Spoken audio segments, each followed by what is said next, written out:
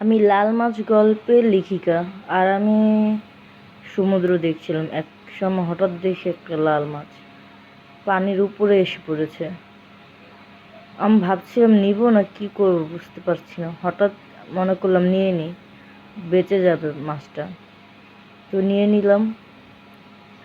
নিয়ে তো মা বাবা অনেক বকাবকি যে মাছটা মরে যাবে, পালবি কিভাবে। কিন্তু আমার তো সেই পালতেই হবে, আমি মাছটাকেই পালবো, আমি যত্ন করে রাখবো। কিন্তু হঠাৎ একদিন মাছটি অনেক অসুস্থ হয়ে পড়লো। ও একা একা অনেক মন খারাপ ফুলেও গেল। আমার অনেক ভয় লাগতে শুরু করলো।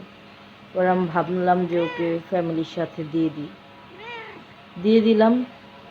আর আমি হয়ে গেলাম একা। তারপর কি, লাল মাছের গল্প শেষ।